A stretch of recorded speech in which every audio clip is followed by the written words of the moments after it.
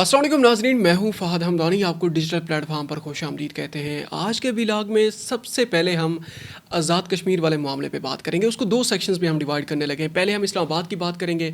इस्लामाबाद में कल press club पे बहुत बड़ा एक हमला किया गया है इस्लामाबाद पुलिस की तरफ से, और वो हमला क्यों किया गया है, इसकी मेन वजह क्या है, इस पर बात करते हैं। उसके बाद जो दूसरा इसका जो पार्ट होगा उसमें हम आज़ाद जम्मू और कश्मीर के जो अवामी एक्शन कमेटी है उस एंड पे हम बात करेंगे, AJK के एंड पे। अच्छा, पहले हम इस्लामाबाद की बात करते हैं। इस्लामाबाद में कल नेशनल प्रेस क्लब पे एकदम से इस्लामाबाद पुलिस ने वहाँ पर चढ़ाई की है, और वहाँ पे जो सहाफ़ी थे, कैमरामैन थे, और बाकी जो वहाँ का जो स्टाफ है, इवन के कैफेटेरिया के जो मुलाजमीन हैं, उनको भी ज़दोकोब किया है। और ऐसा लग रहा था कि ये पाकिस्तान के अंदर के मनाजिर नहीं हैं, ये कोई फ़लस्तीन के मनाजिर हैं, या दुश्मन जो फ़ौज होती है, या दुश्मन के जो इदारे होते हैं, वो जनाब आके चढ़ दौड़े हैं। कोई मतलब उनको बेरहमाना, उनको जिस तरीके से तशद्दुद का निशाना उनने बनाया है, डंडे सोटे बरसाए हैं। और वो वीडियोस भी आप सोशल मीडिया पर देख सकते हैं, बड़ी वायरल हुई हैं वो वीडियोस। और उसमें देखा जा सकता है कि जिस तरीके से जानवरों को पीटा जाता है, जानवरों को भी खैर इस तरीके से नहीं पीटा जाता जिस तरीके से इस्लामाबाद पुलिस ने सहाफ़ियों को उसका निशाना बनाया, तशद्दुद का निशाना बनाया। अब सहाफ़ती जो तंजीमें हैं, PFUJ जो है ख़ासकर, उसमें अफजल भट्ट साहब हैं, उसके जो चेयरमैन हैं, उन्होंने मुल्क की जनाब एहतजाज का ऐलान भी किया हुआ है। और तलाल चौधरी जो वो हैं, वो जनाब वज़ीर ममलिकत दाखिला हैं, उन्होंने भी प्रेस क्लब का दौरा किया है और बाकायदा तौर पर माफ़ी भी मांगी है। उन्हें मोहसिन नकवी साहब ने भी इस चीज़ का नोटिस लिया है। उन्होंने कहा कि इसका वो किया जाएगा, जनाब महकमाना कार्रवाई की जाएगी इन एहलकारों के ख़िलाफ़। और इस बात का यकीन तयन करने की किसी ने बात नहीं की कि ऐसा किसने कहा है। ऐसा करने को डेफिनेटली कोई चेन ऑफ कमांड होती है, ऐसा करने का किसने कहा है, कहाँ से ये इंस्ट्रक्शंस आई हैं सामने। तो ये एक बहुत बड़ा एक मसला बना हुआ है। सहाफ़ती हलकों में बहुत ज़्यादा गम और गुस्सा पाया जाता है इस तरह के। ये जो कल जो वाक़या हुआ है उसके ऊपर कोई इंक्वायरी का भी उन्होंने डिमांड की हुई है, और ये है कि मुल्क गिर हड़ताल का उन्होंने ऐलान किया है। और हुकूमत के आखिरी दिन है, आखिरी साल भी गुजर रहा है, उसमें देखते हैं कि ये जो डेवलपमेंट आई है ये मीडिया के एंड पे किस तरीके से हुकूमत की फेवर में जाती है, या हुकूमत को रगड़ने के मामले के ऊपर इसको इस्तेमाल किया जाता है। आगे जनाब हम एक और बात करने लगे। अब ये इसी के अंदर ही एक और ख़बर है, वो ये है कि अब ऐसा पुलिस ने क्यों किया है। आज़ाद जम्मू कश्मीर के जो जॉइंट एक्शन अवामी एक्शन कमेटी है, उसके कुछ अरकान आए थे नेशनल प्रेस क्लब इस्लामाबाद में प्रेस कॉन्फ्रेंस करने के लिए। अच्छा, इस्लामाबाद पुलिस ने इस चीज़ को गनीमत समझते हुए उस पर चढ़ दौड़ी है। उसकी एक सिर्फ वजह है, वो ये है कि जनाब उसमें कश्मीर में इस्लामाबाद पुलिस को बहुत ज़्यादा तशद्दुद का निशाना बनाया गया। हमें बहुत ज़्यादा अफसोस है इस बात पे, जिस तरीके का उन्हें तशद्दुद का निशाना बनाया गया है। मतलब ये है कि उनकी ये भी खबरें सामने आ रही हैं कि इस्लामाबाद पुलिस की जो वर्दियाँ हैं उनको बाकायदा हैंग करके रोड के चौकों के ऊपर उनको लटकाया गया है, और पंजाब पुलिस की जो वर्दियाँ हैं। इसके अलावा ये इस्लामाबाद पुलिस में जो अवामी जो एक्शन कमेटी है या कश्मीरियों के मुतालिक इस बात को लेकर बहुत ज़्यादा गुस्सा पाया जाता है। और इसमें काफ़ी सारे सीनियर पुलिस अफसरान भी उसमें ज़ख्मी हुए हैं, और पुलिस एहलकार तो कुछ ज़्यादा ही ज़ख्मी हुए हैं, और कुछ को इस्लामाबाद भी मुंतकिल कर दिया गया है। पिम्स अस्पताल में मोहसिन नकवी साहब ने भी उसका दौरा किया है। और इस वजह से जनाब यह है कि इस्लामाबाद पुलिस ने नेशनल प्रेस क्लब इस्लामाबाद के ऊपर जिस तरीके से चढ़ाई की है, किसी को भी नहीं बख्शा उन्होंने। खैर, अब जनाब हम बात करते हैं कश्मीर की। कश्मीर में जो अवामी एक्शन कमेटी का जो एहतजाज जारी है, पिछले 3-4 व्लॉग में हम सिर्फ यही कहते आ रहे हैं कि जनाब एहतजाज जारी है, काफ़ी लोग ज़ख्मी हो चुके हैं, कुछ शहीद हो चुके हैं, मुज़ाकरात जारी हैं, और ये जनाब कमेटी तश्कील दे दी गई है। अब तक ये डेवलपमेंट सामने आई है, मार्च वहाँ तक पहुँच चुका है, और दिस दैट हम यही सिर्फ उसको हम जेनेरिकली उसको कवर कर रहे थे। आज के व्लॉग में हम ये उनके जो चार्टर ऑफ डिमांड है, उसके चार्टर ऑफ डिमांड के अंदर वो पॉइंट्स उनके बहुत ज़्यादा हैं, तकरीबन कोई 25-30 उनके पॉइंट्स हैं। हम मेन पॉइंट्स को हम आपके सामने रखते हैं। उसमें जनाब सबसे पहला जो पॉइंट है उसमें यह है कि कोटा सिस्टम। अब नेपाल में, बांग्लादेश में ये जो इनकलाब आया है उसमें सबसे मेन वजह थी अनएम्प्लॉयमेंट और कोटा कल्चर था। हसीना वाजिद ने जिस तरीके से बांग्लादेश में कोटा कल्चर मुतारिफ़ कराया था, और वहाँ के जो उसी जगह के ऊपर कोटे वाले आ जाते थे जहाँ पर उनके मकामी लोगों को भी उसका नौकरी का या उसका जो फ़ायदा नहीं मिलता था उस एम्प्लॉयमेंट का।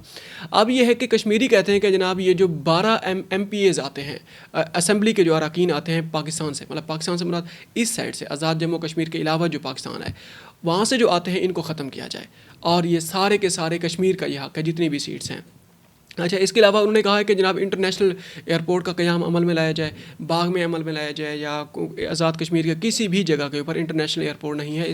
इसी से अंदाज़ा लगाएं कि जो इंडियन ऑक्यूपाइड कश्मीर है, श्रीनगर का इंटरनेशनल एयरपोर्ट है वहाँ पे।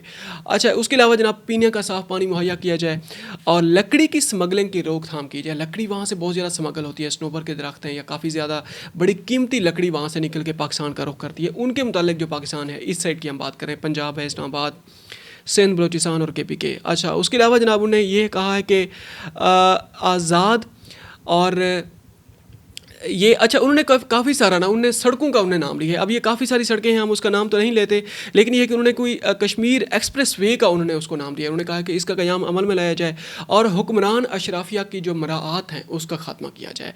अब ये सारे मुतालबात हमारे भी हो सकते हैं, लेकिन यह है कि यहाँ पर कोई बात करने वाला नहीं है। वो लोग बाहर निकल आए, उन्होंने बाकायदा तौर पर उन्होंने वो कहते हैं ना कि कफन सर पे बांध के जनाब वो बाहर निकल आए। उन्होंने वो बातें कर दी हैं जो कि पूरे पाकिस्तान में हर जगह पे जनाब की जानी चाहिए। अशराफिया की जनाब खिदमात हैं, उसके अलावा सोशल इंफ्रास्ट्रक्चर है, अशराफिया के जो मराआत हैं, सोशल इंफ्रास्ट्रक्चर है, या उसके अलावा जनाब काफ़ी सारे इसी तरह के और भी मुतालबात हैं जो यहाँ पर जो डिस्कस किए जा रहे हैं। उसके अलावा जनाब आटा के मुतालिक मामलात हैं, आटे की जनाब महंगाई का जनाब मामला है, चीनी की उन्होंने बात की हुई है। उसके अलावा आटा, बिजली के मुतालिक उन्होंने बातें की हुई हैं, और उसके अलावा महकमा जात की इस्लाहात और इजाफी महकमों का उन्होंने खात्मे का कहा हुआ है। अंदाज़ा लगा है रोज़गार की फराहमी है, माजूर अफराद का कोटा स्पेशल होना चाहिए।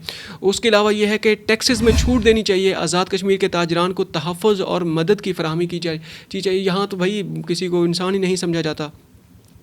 और PSC के इम्तहानात और एडहाक तकर्रियाँ खिलाफ मेरिट तकर्रियों का खात्मा किया जाए। उसके अलावा जनाब नॉन कस्टम गाड़ियों और ट्रांसपोर्टर्स को जुर्माने और टैक्सेस, अदलिया में इस्लाहात की बात की गई है। अब ये आपके सामने हम रख देंगे, आपने ये सारा इसको रीड कर लेना है। हमने सिर्फ उसके जो चीदा उसके निकात थे, हमने पूरी कोशिश की है कि जनाब उनको आप तक पहुँचाएँ। ग्लोबल समूद फ्लोटिला की हम बात कर लेते हैं। कल के व्लॉग में, परसों के व्लॉग में भी हमने इस पॉइंट को टेकअप किया था, इस न्यूज़ को, जो 40 कश्तियों पर मुश्तमिल एक ग्लोबल समूद फ्लोटिला जो कि ट्यूनिस से रवाना हुआ है, उसमें इटली, स्पेन, जनाब फ्रांस और इंडिया, पाकिस्तान, नेपाल, काफ़ी सारे ममालिक से जनाब जो कारकुन हैं, और डेनमार्क। अच्छा, वहाँ वो जो वो है वहाँ की जो एक कारकुन है क्लाइमेट के मुतालिक जिसने बड़ी तहरीक का ऐलान किया था, अच्छा मार्गरेटा थैमबर्ग जिनका नाम है, तो उनको जनाब बाकायदा तौर पर इसराइली फोर्सेस ने इन सब को हिरासत में ले लिया है। और उनको हिरासत में लेकर अब ये है कि बहुत बड़ा सवाल है कि इनका क्या होगा। उनको बाकायदा तौर पर जो हाइफा उनकी बंदरगाह है वहाँ पर उनको शिफ्ट कर दिया गया है, और जिस मुल्क का जो वहाँ पर कारकुनान है उसके ऊपर उस काफ़िले में उनको वहाँ डिपोर्ट कर दिया जाएगा। अब तक की यही खबरें सामने आ रही हैं वहाँ से। और उसके अलावा जनाब ये है कि एक और ख़बर भी उसमें से सामने आई है। उसमें ये है कि 40 में से जो 23 कश्तियाँ हैं, अभी तक भी वो बाकायदा तौर पर गज़ा की तरफ उन्हें मार्च अपना जारी रखा हुआ है, और गज़ा के करीब पहुँचने में वो कामयाब भी उसमें से कुछ हो चुकी हैं, और उन्हें इमदाद भी वहाँ पर फ्राहम कर दी है। ये ह्यूमैनिटेरियन एक इशू है, इसके ऊपर ना कोई सियासत बनती है। हर मुल्क जनाब इसके ऊपर जनाब सरापा एहतजाज है। इटली में एहतजाज किया गया है, फ्रांस में एहतजाज किया गया है, स्पेन में भी कल एहतजाज किया गया, बार्सिलोना में, और उसके अलावा पाकिस्तान में कराची में जमात इस्लामी ने जनाब हाफिज़ मुनिम साहब की जनाब उसमें क़यादत में बहुत बड़ा एहतजाज किया है। अब देखते हैं कि इसके ऊपर लेकिन ये है कि कम से कम एक ये बात वाज़े हो गई है कि इसराइल चाहता क्या है आखिरकार। इसराइल सिर्फ़ और सिर्फ यही चाहता है कि जनाब जितना बड़ा उसके ऊपर प्रेशर बिल्ड किया जाए, वो खुल्लम खुल्ला जनाब सबको रगड़ने के लिए जनाब तैयार बैठा हुआ है, उससे कोई पूछने वाला नहीं है। वो पूरे के पूरे मशरक़ वस्ता का जनाब पुलिसमैन बना हुआ है। आगे जनाब हम पाकिस्तान के अंदर जनाब सियासत की कुछ बात कर लेते हैं। मरियम नवाज़ की और पीपल्स पार्टी के दरमियान वो जो एक टसल चल रही है बेनज़ीर इनकम सपोर्ट प्रोग्राम को लेकर। 2 दिन पहले मरियम नवाज़ बड़ी गर्जी बरसी हैं कि मतलब मेरा पानी, मेरी मर्ज़ी, जनाब मेरा पैसा, मेरा सूबा, मेरी मर्ज़ी, ये उनने कुछ बयानात दिए और पीपल्स पार्टी को काफ़ी ज़्यादा उनको नागवार गुजरी हैं। बड़े वो ज़ूद रंज हैं इस बात को लेकर के हम पे डायरेक्ट अटैक किया गया। अभी तो हम इनके इत्तेहादी हैं, और अगर इत्तेहादी ना होते तो ये हमारे साथ क्या करते ये लोग। अब ये है कि जनाब नेशनल असम्बली में बाकायदा तौर पर कोई तहरीक जमा कराई गई है पीपल्स पार्टी की तरफ से कि मरियम नवाज़ साहिबा को चाहिए हमसे माफ़ी मांगे। मरियम नवाज़ डांट गई, उन्होंने कहा कि मैंने माफ़ी नहीं मांगनी। पंजाब पे जब बात होगी तो मैं इसी तरीके से जवाब दूंगी, बल्कि इससे भी सख्त जवाब दूंगी। मरीम नवाज़ ने डायरेक्ट माफ़ी मांगने से एक बार फिर वो इनकार कर दिया है। और यूनिवर्सिटी ऑफ होम इकनॉमिक्स में बेसिकली वो तकरीब से खिताब कर रही थी। उनका कहना था कि पंजाब को जब कोई निशाना बनाएगा वो उसका जवाब देंगी बतौर वज़ीर आला। अगर वो पंजाब की बात नहीं करेंगी तो कौन करेगा? कहा तो उन्होंने बिल्कुल ठीक है, इस पर वो कभी माफ़ी नहीं मांगेंगी। उन्हें कुछ और भी उन्हें बातें की। उन्होंने कहा कि सैलाब में उन्हें आलमी इमदाद मांगने का लेक्चर दिया गया, लेकिन वो कभी अपने आवाम को कशकोल पकड़ने का नहीं कहेंगी। IMF के पास जो हम जाते हैं वो भी तो एक कशकोल ही है ना, उसके ऊपर तो कोई बात नहीं करता, लेकिन वो बड़ा कशकोल है, छोटे कशकोल के ऊपर एतराज़ात किए जाते हैं। अच्छा खैर, उसके अलावा ये है कि इज़्ज़त नफ्स मजरूह नहीं होने दूंगी। ये बिलावल भुट्टो ज़रदारी ने जनाब उन्हें मशवरा दिया था कि जनाब ये है कि आलमी बरादरी से बाकायदा तौर पर इमदाद का वो किया जाए, इमदाद की अपील की जाए, क्योंकि ये जो आफत आई है ये ऐसा ही है जैसे 2008 में ज़लज़ला आया था और पाकिस्तान की जो गवर्नमेंट है उन्होंने बाकायदा तौर पर उस पर इंटरनेशनल जो वो एड होती है उसकी अपील कर दी थी और बहुत बड़ी इमदाद पाकिस्तान आई थी।